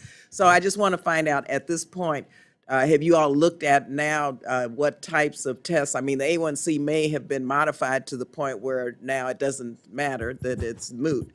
But also, I knew there's fructosamine tests and others that once we expose this and once we got NIH to get on top of it, labs and physicians, we did an outreach public awareness campaign to say, look, don't do this if a person has a sickle cell trait, but no one knew if they had a sickle cell trait. So going back to that. So I'm just wondering now, the A1C test, have you all looked at that as it relates to those with sickle cell trait? And is it modified now, or is there still some gray area that we need to look at?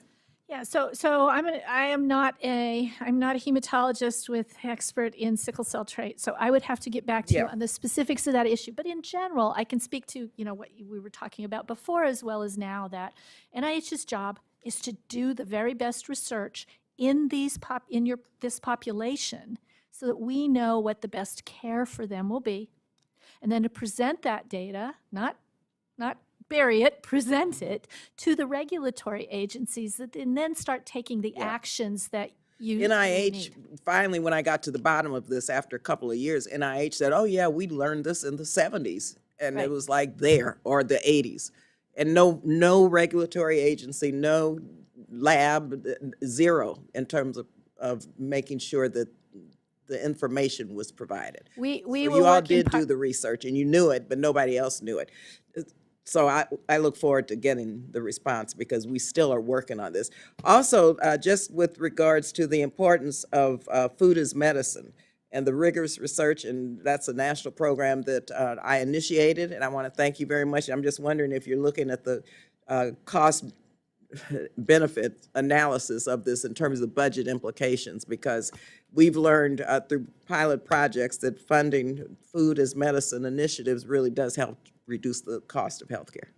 Oh, yeah, and it is also frankly, one of my favorite programs, because nutrition is absolutely critical and it's so personal, and so I'll just give you quite tiny little. Cost impact And of the that, though, customer also. is amazing. I'll just give you one tiny little impact. We recently, I visited the Chickasaw Nation, where they had been doing some work with returning to their native foods and planting a garden. Talk about low-cost solution for this, planting a garden and growing their original native foods. And it's going so well, and so Yeah, I'm and I just thrilled want to to make do that sure work. NIH is documenting the budget implications of this so that we can look at that in context of Yeah. taking it to scale. Yeah.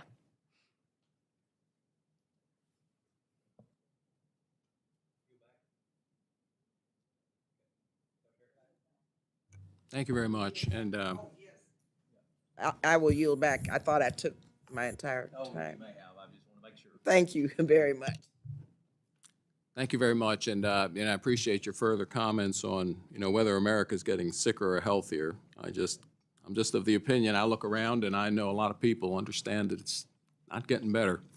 Anyway, two issues. One is, during a previous subcommittee hearing, I asked Dr. Volkow if it's a bad idea to allow recreational marijuana to be fully legalized while we still have so many outstanding clinical questions. She agreed it's probably a bad idea.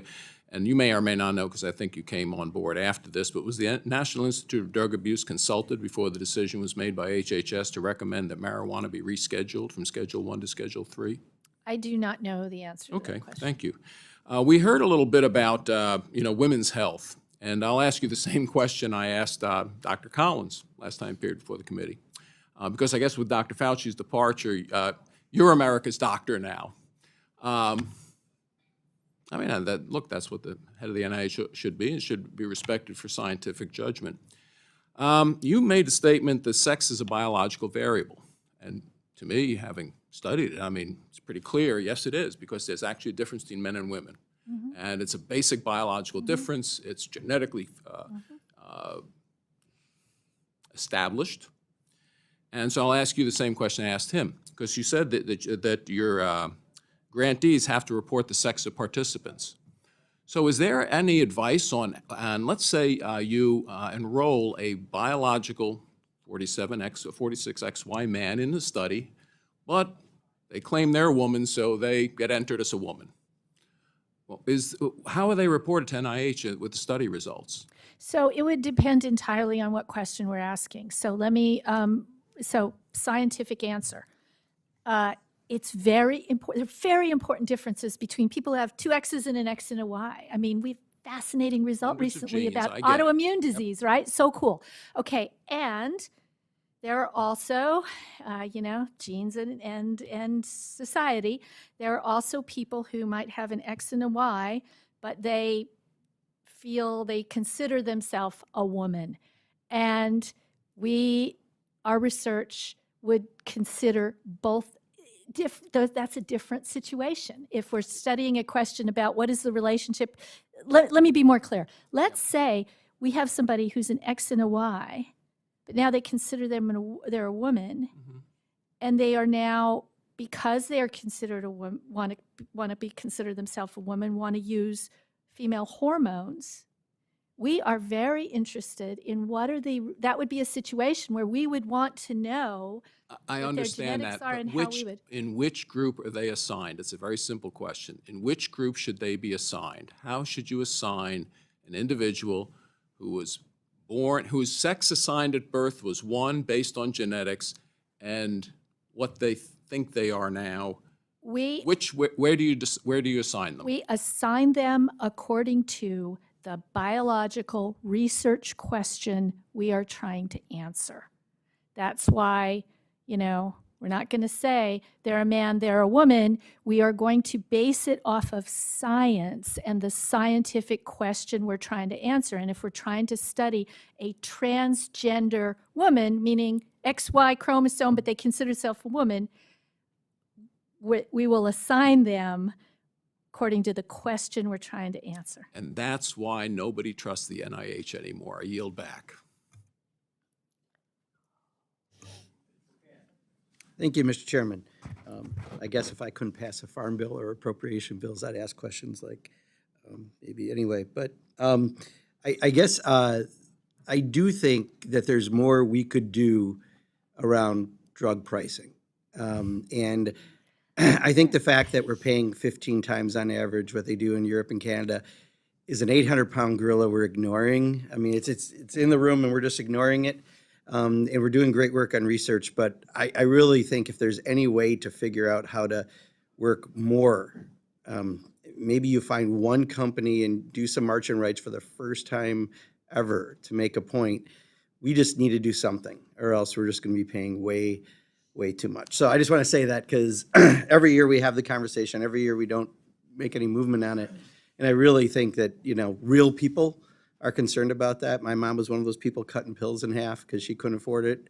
Real people go through that, and we're not doing them any good, in a fairly affluent community like Washington, D.C. So having said that, I just want to say I also really want to stress the importance of the All of Us program, which I know you're very aware with, and you came to my district to talk about that. Just concerned on some of the cuts I saw in that. The question I do want to ask, though, is President-elect Trump's potential nominee for HHS recently made a comment about he would fire and replace 600 NIH employees on day one, and that he thought we should take a break from researching infectious diseases. Can you just address those two comments? What would happen if you lost 600 people on day one, and what would happen if we quit researching infectious diseases kind of randomly, what that would mean? Yeah, so quickly with my time, let me just say that the people of the NIH are such an incredibly valuable brain trust. They, number one, I explained, they award 60,000 new grants every year to 300,000 researchers, 27 institutions. That is an amazing enterprise to get out the door. And I would argue with, very few hiccups, frankly, and do that every single day. So that workforce itself is just priceless and an engine toward all of our progress and to our economic advantage. The other thing is their deep content knowledge of the entire field of medicine and the relationship with the industry is just irreplaceable. Okay, Infectious disease, real quick. Okay, now infectious disease very quickly. I will go back to people died. That was the leading cause of death. And we are facing some serious threats. I mean, look in the news today. H5N1 is scary for us. And we are all over risk assessment mitigation, working with our other federal agencies to make sure that we can protect and mitigate anything that happens with that virus doing something evil. And we cannot afford to let down on that. People will die. Great. Thank you. Yield back, Mr. Chair. Thank you again, Mr. Chair. Director, the Department of Health and Human Services Office of the Inspector General has identified closing contracts timely and in accordance with federal requirements to be one of the long-standing challenges at the NIH. Closing contracts is generally the last chance for the government to detect and recover improper contract payments. On June 20th of this year, the Office of the Inspector General released a report titled NIH Did Not Close Contracts in Accordance with Federal Requirements, resulting in increased risk of fraud, waste, and abuse. Of the 30 selected contracts totaling $2.1 billion that the report reviewed, NIH only met closeout requirements for one contract totaling $140 million. For the remaining 29 contracts totaling more than $1.9 billion, NIH did not meet the closeout requirements, which seems like a gross misuse of taxpayer dollars. What steps or recommendations have been taken since the release of that report to improve NIH's ability to close contracts? Well, thank you for that. We really appreciate our work with the OIG and that this issue has been raised, and we have been working diligently since that came out to resolve all of these issues together with them. Would you mind telling me a little bit more about what working diligently means? Specifically, what I could could this follow up committee- with you on this. I don't have it available to me right now, but I can follow up with you on the specifics of the significant progress that has been made since that report came out. All right, I'm going to include that in my written request as well. And honestly, I'm surprised that with this level of, I'm going to use the word negligence, that the director of the agency responsible would not have more firsthand knowledge. I'm really disappointed in that. With that, Mr. Chair, I yield.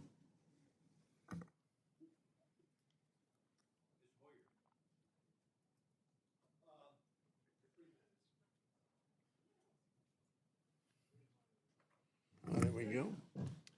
I want to follow up on what Barbara Lee and also Mr. Pocan referenced, and I think we all feel, and somewhat the tenor of the questions that are made. I've been on the committee a long time. In the 80s, Dr. Lowe was the director of NIDR. Dr. Lowe made the representation, I'm not sure when NIDR was started, when the first year of that institute. But he said that in that year, that calendar year, we had saved more money than had been invested in the entire life of NIDR. Part of that was fluoride, obviously, but other improvements that were made in both diagnosis and treatment of oral health issues. I don't know whether you have your comptroller or whatever looking at that, but what I think you heard here from the skeptics, but we ought to all think of this, is making sure the American public understands the extraordinary return they're getting on this $50 billion. Because that is a huge amount of money. We do have a budget problem, but if we don't know, if the American people don't know what they're getting in return, how many years of life, how early detection on cancer, the difference it makes both in the lives of individuals and the economics of theirs and the country's. So I would urge you to sort of have somebody in the operation looking in that and do what Dr. Lowe said. Hey, yeah, we're asking for, I don't know what it was at that point in time, maybe $120 million, $150 million. He said, but very frankly, all the money for all the years, however many years it was, you get back in 1 year because of the reduction of risk, the reduction of disease, and the reduction of cost. So I just use my 2.5 minutes to urge that we try to respond to these because they're legitimate issues and they are subject to demagoguery. Yeah. And if we don't have that information, those of us who believe that this is an investment that is probably as good an investment as we make. So I can give you two figures that I know of today. One is that the return on investment for $1 of NIH funding is estimated at about $2.50 to our economy. So that's not bad. Not a bad ratio. Just the new grants given out this year, remember, there's grants, there's old ones that are already there, but just the new ones this year award new roughly 500,000 jobs. And that's just the people who receive the grants. Right. You know, what That's about the- all the support people and everybody else? That's the economic country. The economic. That's certainly one part of it. But the bigger part of it is what is saved by people not getting sick? What is saved by people not dying? What is saved by, I mean, Alzheimer is an extraordinarily costly Right. incident in America, both in dollars and in the extraordinary burden on caregivers. So what I'm looking for is really, how much did we save? Because 10,000 people didn't die. How much do they pay in taxes because they didn't die? How much worth they did? So I think, yes, the economic consequences are substantial. You spend $50 billion, you have a geometric effect on your economy. But you also have the avoidance of additional costs. Thank you, Mr. Chairman. Thank you, Ms. Hoyer. And for closing remarks, I'd like to recognize the ranking member, Mr. Laurel. Thanks very much, Mr. Chairman. I have just a couple of comments, actually several comments. If we can investigate the pharmaceutical companies, we can deal with the pricing, Mr. Pocan, and we need to be willing to do that and deal with March and Rich. Sure. Of course, all those European countries or countries around the world, they have price controls. But by the way, the pharmaceutical companies obviously believe that there's some benefit in them still selling their product in places that have price controls. Well, again, need to be taken on, full-throated about that. Secondly, and to follow up something that my colleague, Mr. Hoyer, said, and he's right in this, and I make it plain and simple. If you can't get them on the humanity of what you're doing, let's see if we can get them on the economics of what you are doing. You said that the NIH is not perfect, but let me just state this. Your record of supporting life-saving cures, treatments, diagnostics, and vaccines is unparalleled in human history. And if we stop investigating infectious diseases, plain and simple, people die. People die. Now, maybe that's not of importance to some folks. They're not just going to be sicker, they are going to die. And that needs to be said loudly and clearly in this environment that we are in. Thank you, Dr. Bertagnolli, really, for being here today. Thank you for your leadership of the NIH. I am so proud of the subcommittee's history of broad bipartisan support for NIH research. We are a month and a half into a fiscal year, and Congress should be focused on finishing the appropriations before the end of the year. Going from continuing resolution to continuing resolution is irresponsible, and you want to talk about a waste of taxpayer dollars? Focus on the delay for 3 months, 6 months, 8 months, a year, what some people are speaking about. Let's get it straight on the use of taxpayer dollars. And for the NIH, I want to enact a full-year appropriation bill. I want to do it by December 20th, and we can get it done. All four corners of appropriations believe that we can get it done, so that what we're able to do is to continue to fund cancer research, women's health, mental health research, research to develop treatments of cures for so many diseases and health conditions that face millions of American families, and they're relying on us to do something. And your research at NIH brings hope to these families. The health in our families and communities have to be above partisan politics. And I urge my colleagues to continue a long-standing bipartisan support for the life-saving NIH research that you do, and that we need to push for what we're doing and get things done by the end of this year. In human history, we haven't made a difference in the way that the NIH has, and we thank you for that. Thank you. Well, thank you, Dr. Bertagnolli. It's great to have you here today. We do appreciate your service. I think it's been a very good hearing today, and calls attention to some issues. I think while we may disagree on some things and will call attention, I think it's helpful to make NIH better. And so thank you for your work, and look forward to continue to work with you. And at this point, the hearing is adjourned.